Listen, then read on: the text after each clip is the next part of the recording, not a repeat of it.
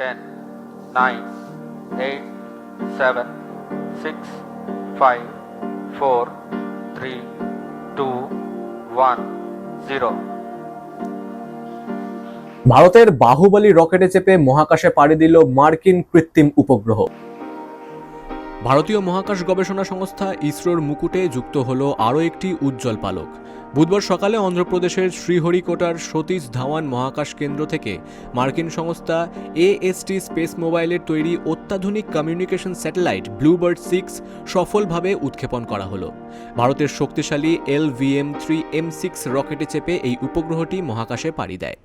ইসরোর ইতিহাসে এটি একটি বড় মাইলফলক, কারণ 6100 কেজি ওজনের ব্লুবার্ড 6 হল এই পর্যন্ত ভারতের কোনো রকেট দ্বারা মহাকাশে পাঠানো সবচেয়ে ভারী কৃত্রিম উপগ্রহ। এর আগে এত বেশি ওজনের কোনো বিদেশি উপগ্রহ ভারত কক্ষপথে স্থাপন করেননি। বুধবার সকালে উৎক্ষেপণের নির্ধারিত সময় ছিল 8:54। তবে মহাকাশ বিজ্ঞানের পরিভাষায় যাকে বলে কলিশন অ্যাভয়েডেন্স ম্যানুভার, এই কারণে শেষ মুহূর্তে সময় পরিবর্তিত করা হয়। মহাকাশের বর্জ্য বা অন্য কোনো স্যাটেলাইটের সঙ্গে সংঘর্ষ এড়াতে ইসরো উৎক্ষেপণের সময় 90 সেকেন্ড পিছিয়ে দেয়। শেষ পর্যন্ত সকাল 8:55:30 মেঘ চিরে মহাকাশের দিকে গর্জে ওঠে বাহুবলী রকেট। ব্লুবার্ড 6 উপগ্রহটি টেলিকম দুনিয়ায় বিপ্লব ঘটাতে চলেছে। কোনো টাওয়ার বা বিশেষ অ্যান্টেনা ছাড়াই মহাকাশ থেকে সরাসরি সাধারণ স্মার্টফোনে ব্রডব্যান্ড সিগন্যাল পাঠাতে সক্ষম এটি।